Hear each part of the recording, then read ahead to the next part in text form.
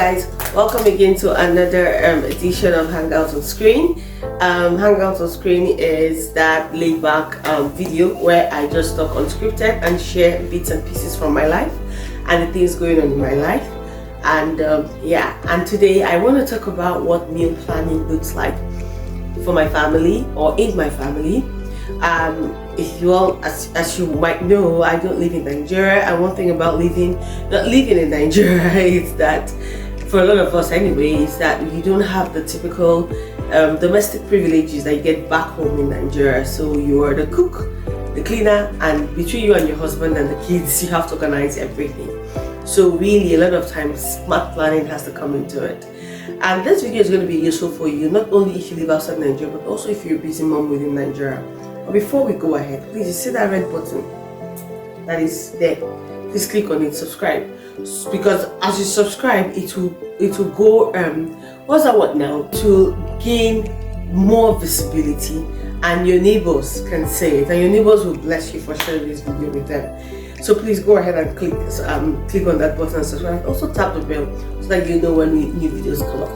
Alright, so this video is unscripted, so I'm just going to share out of my head what meal planning looks like in my family. Now, I don't always follow this, because there are seasons in my life where I would rather just buy bowls of soup or bowls of food, or just say, you know what, I don't think I can cook tonight, help me get this and that. So there are seasons like that. But all in all, meal planning really does help me just save a lot of stress, especially when I've meal planned and I have bulk shopped. I'm in the perfect place. So typically, meal planning in my family, I plan quarterly for our meals, or rather I refresh the menu quarterly. But I have a monthly menu that we repeat, but I refresh the menu quarterly. A lot of times, I first of all, I start with the staples. So you have rice, you have yam, then you have pasta, spaghetti, you have beans. Now we have 7 days a week. For me, Sundays is the rishi day. We typically don't eat breakfast in the morning. The kids just grab bread, and if I have to take something in the morning, just grab bread and all that, When the afternoon, I take the time to cook on most Sundays, especially if we're not visiting a friend or we're not eating out, except maybe we really came back tired. But Sundays are usually the wish day, so I take time to cook. And I have like a long list of types of, not a long list, I have quite a list of types of types of rice, and I typically so in a quarter I could choose 4 to 5 types. For example, fried rice, Chinese rice, bottom pot jollof rice, coconut rice, or father rice. Now these 5 are usually the ones that I do, and I can refresh them from time to time, especially when I see new recipes that I want to try. And then, so typically, for example, in this quarter, for week 1, we are doing jollof rice, week 2 fried rice, week 3 Chinese, week 4 coconut, week 5, that's whatever the month that happens to have 5 Sundays, we'll do rice and stew, or rice and a fava, but it's that Sunday, that 5th Sunday happens once in a quarter, so I also feel free to freestyle on that day. When it comes to breakfast, so that's for Sunday. When it comes to breakfast, when I refresh our meal plan for this quarter, I typically just put bread, because I found out that somehow in the morning, my husband and I don't really eat much. Sometimes we get straight into working and we don't eat till 12. The kids usually have bread in the morning and they go. So I just put bread for breakfast, and of course it's the go-to. But what I now did was, to me not to be the same thing, I put different spreads. So for week 1, we could take bread and butter with tea. Week 2, we could do bread and Nutella. Week 3, bread and jam. I think week 4, we do bread and keep filet, toast bread, different things, just so that you're eating the same kind of food, but from week to week is different. Of course, feel free to make different types. For example, you could say on Mondays we eat bread and Nutella, Tuesdays bread and butter, toasted bread, Wednesdays bread and keep filet. Keep filet, meanwhile, is the Dutch word for chicken fillets, like flat chicken fillets, that people put on their breads. So we could do that. Feel free to do that. But for me, I don't want to typically put that on my head. I like to make my life very simple. So in a week, I know that this is the bread and keep filet week, or this is the toasted bread week, or this is the bread and butter week, and because in a way, my husband and I might not eat all the time, but typically we will not feel tired of it. The kids, on the other hand, love eating bread. So they typically also will not feel tired of it in 1 week. If it's not more than 1 week, we might have a problem. We might, not always. So by the time we're getting to the end of the week, we're already switching up to something else. So that's what breakfast looks like for us. So I know that when I'm shopping for the month, I should have this, I should have butter down, I should have jam down, I should have Nutella down. But like I said, creating a meal plan and even a wardrobe plan, whatever plan, it's not sacrosanct. It's not like if you don't follow it, something will happen. But what having a plan does for you is that you have something default to fall back on. We can wake up in the morning and decide this is not what I want to do. The kids can say, oh no, I don't want this today, or you said, look, I don't want to eat this today. Then you can feel free to deviate according to what you have available. But in times when you don't want to think about it, or that's not, you have something that you can do, especially because when you've meal planned, you've prepared ahead. All right, so that's what breakfast looks like for us. So a breakfast from week to week, we typically use bread. Now Saturday breakfast is different because Saturday breakfast is not a work day. I'm at home, I have more time. So for the menu for last quarter, I changed it for this quarter, and funny enough, I can't remember exactly the things that I added, because in July somehow we just kept breaking. I think in July we had some early mornings, we had to go out or something, and then August hasn't been too stable, holidays and the rest. So I can't really remember what I added, but I remember that for last quarter we had a time where we did bread and fish and sardine with bread, and then we also had the time where we did chicken mayo with bread. And then, in fact, I was even adventurous. At some point I put puff puff, but my first trial at puff puff wasn't very successful, though I think I put it for the 5th Saturday. Then there's another bread, I can't remember now exactly because it changes, but the whole idea for the Saturday was that I wanted to make it richer. So you see, that's when you see me like boil egg, make the bread, make the tea, and it's more elaborate. So that's what Saturday mornings are like. Now for the afternoons, typically we eat eba in my house, so I try to make sure that I'm going to come to the soup planning, but we eat eba in the house typically on Saturdays, on the afternoons, and then we could also eat the leftover of yesterday's meal. So what happens is that when I make dinner in the evening, I try to make sure that I have some left for the next day, and when in the event that I have some, especially the dinners for the dinner for Tuesday and Thursday. Now dinner on Monday is, let me leave lunch, let me come back to dinner. Dinner for Monday is usually tubers, so think plantain or potatoes.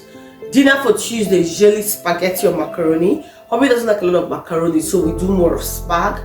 And dinner for Wednesday is usually plantain, and sometimes you could shake it up with maybe some other kind of potatoes. Dinner for Thursday is rice. Dinner for Friday is beans, and then I'll come to my Saturday dinner. So now when I make dinner on Tuesday and Thursday, which is the spag, and Thursday the rice, I typically try to make more so that the next day we could take the leftover for lunch.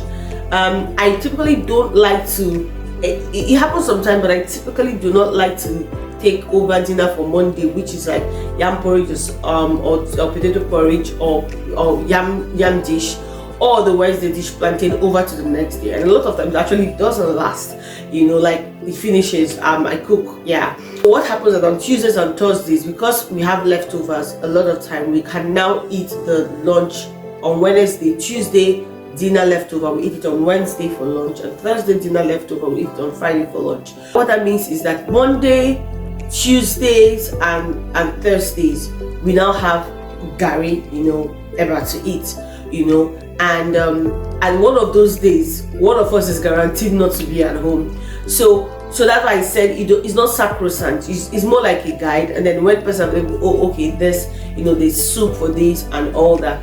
Now having this meal plan actually really does help, but for it to work, you have to have a very strategic approach to shopping, and we're going to get to that, because I've had meal plans but ran out of what to do because I didn't shop on time, or I delayed my shopping, So coming back again, remember bread. I do bread in the morning, different varieties. In the afternoon, in the evening, I do a particular type of meal. Now on Mondays is the yam days, but it doesn't mean that I'm doing yam porridge. I'm going to make a template and share it, most likely with my email community. So if you're not part of the email community, please do well to sign up. And if you'd like to get access to it, just drop a comment and we'll get it across to you. Now, what I typically do is I list out the yam dishes that I know and I'm comfortable enough to cook or I want to cook. So under yam, you have yam and stew, yam and plain stew, you have yam and vegetable, yam and oil, you have yam porridge. On the spaghetti, there's spaghetti jollof, and when jollof has different varieties, there's a plain one, there's jollof with veggies, mixed veggies, there's the jollof with minced meat. On the rice, you have white rice and stew, you have jollof rice, you have palm oil rice. On the plantain, you have plantain porridge, you have boiled plantain and sauce. On the beans, you have white beans, you have beans porridge, you have beans porridge and plantain, you have beans porridge and potato. So when I say something is a yam day, doesn't mean that we're eating the same kind of dish. So technically what that means is that in a month, we actually will eat one type of dish once in that month. So we have something like yam dish, and they have listed 4 different kinds of yam dishes. So week 1 for yam day, we're eating this dish. Week 2, we're taking another variation of that yam. Week 3, you're taking another variation. So in that whole month, it's typically possible not to repeat the same meal. Now, I'm using words very carefully because, like I said, this is a guide. I will try to stick to it. However, I don't beat my head over it. If I sincerely am in a place where, okay, I might not be able to make that meal or something, I look for something simpler to make. But here is the thing. Because I make bases and stews and soups ahead of time, it makes my life easy. Like typically, when I'm shopping in bulk, I shop in bulk quarterly.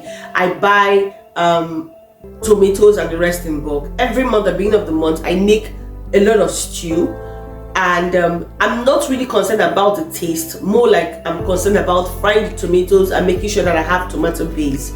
I put them in plates and I put them in the freezer. And when I get into a new week, I just pull out a pack of it. And then for that new week that we've gotten into, I'm going to make meat for the week. I'm going to make meat, of which our meat for the week also differs. When I go to buy meat, I buy turkey, I buy chicken, I buy fish, I buy beef, I buy offals. Sometimes, though, for this quarter, we did more of chicken and turkey. And a little, I think just a little bit of fish, no beef, no goat meat. But typically I have that mix, and then I could say, okay, in week 1 we're going to do chicken, week 2 fish, week 3 turkey, week 4 goat meat, just like that, so that the taste, everything changes. So when I get into that week, I cook I bring out, when I buy this meat, I put them in packs, and I bring out the pack for the week. Of course, they're all labeled, put them or they're all labeled or packed in a way that's easily identifiable. So I bring them out, I cook them, and I use the sauce or what's that thing called, broth from the meat to make sure to further spice the stew base. And by doing that, my stew base is actually ready. I can now use my stew base to do what I want to do, and I can now from that stew base either make vegetable sauce if I want to eat yam and sauce, or I can even use the stew base to make jollof for the rice or the spag or anything, or just keep it for maybe a day when I feel like I don't have the strength to maybe make porridge, and that porridge is on the timetable. As you know what, I don't make porridge. I know we ate yam and stew last week, but I don't want to make porridge. Let me boil yam again. But then guess what, the stew this week is different, so it's not exactly the same thing. So yeah, on Saturdays in the morning, like I said, we try to take more continental breakfast. In the afternoon, we eat classic Indomie, and the Indomie varies from week to week. There's Indomie with green veggies, Indomie with egg, Indomie with mixed veggies, and just plain Indomie. And I'm very strategic with cooking Indomie. I don't put all the spices, and yeah. And then in the evening, we actually eat garri with different soups. And at the beginning of the month, I make at least 3 soups: egusi, ogbono, vegetable, and I put them.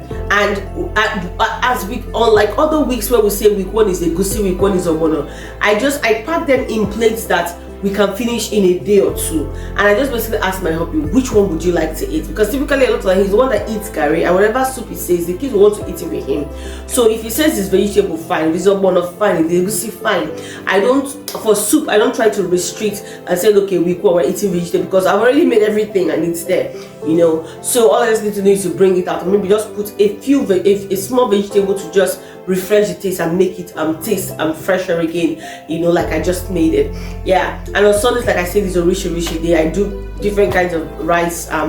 I do the rishi rice, and then in the evening I try to do something, another thing with rishi, for example pepper soup or suya meat or something, you know, in the evening, because usually in the evening we get together because we've had a heavy lunch because of the way I cook and all that. In the evening we just have maybe just small part of the rice and then more of the rishi pepper soup and all those things, and we go for dinner. So basically that's what it is. That's how my meal planning is. So bread in the morning, different types, you know. In the afternoon, either we're eating gari with a soup I prepared already for the month, or we're eating leftover from yesterday. And then in the night we're eating a particular type of dish. For Mondays, spaghetti or macaroni. For Tuesdays, mostly spaghetti, plantain or the other kind of potato for Wednesdays, rice for Thursdays, beans for Fridays, and on Saturdays slightly different than Sundays. Yeah.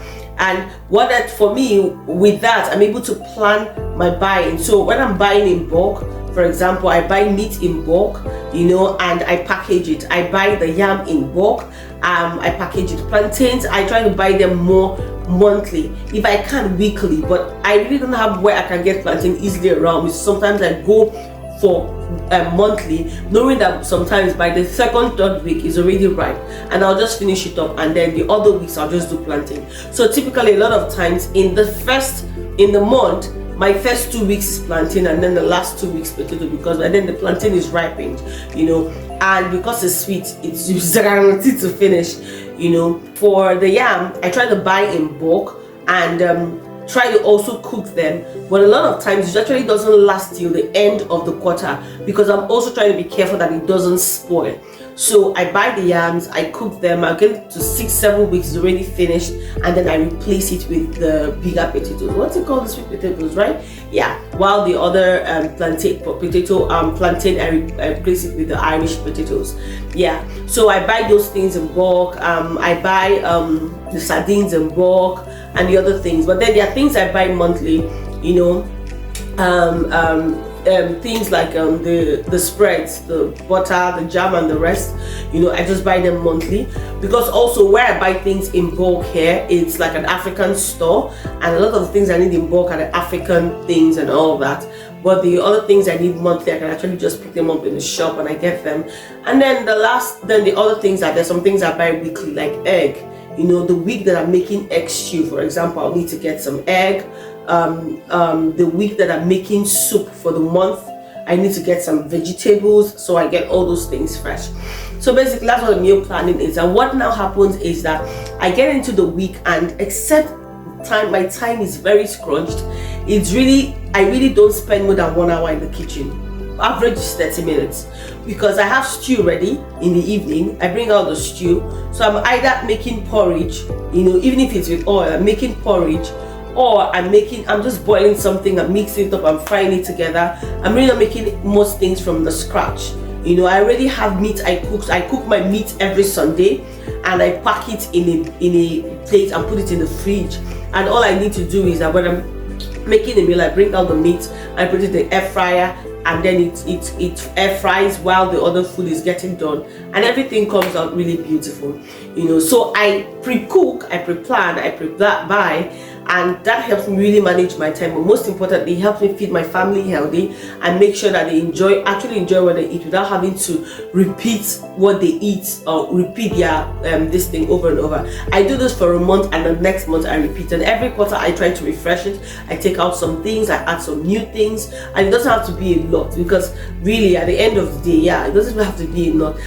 But when I really want to do experiments, I save them for Sundays. Remember, there's the rishi rice, and then there's the other one in the evening. So when I see some of those things like shrimp, all those things that you just say I just want to test, I leave them for the evening of Sunday and I test them out, you know, and all that, because I have all the time. I'm with my family and I can do all that. But the other days that I don't have a lot of time, I have more regulated approach to cooking. And if the time crunch is very bad and what I put on the timetable is actually difficult, I'll just boil something, because I always have stew in the fridge, you know, and I have meat ready. And before you say Jack, food is ready. Well, maybe not before you say Jack, but yeah, that's what my meal planning is like. let me know if let me know if that helps. And yes, if you subscribe to my list and you send me a mail, I reply to any of my mails, I'll actually send you a template for what it looks like for me. All right, thank you for hanging out with me on screen today, and see you the next time.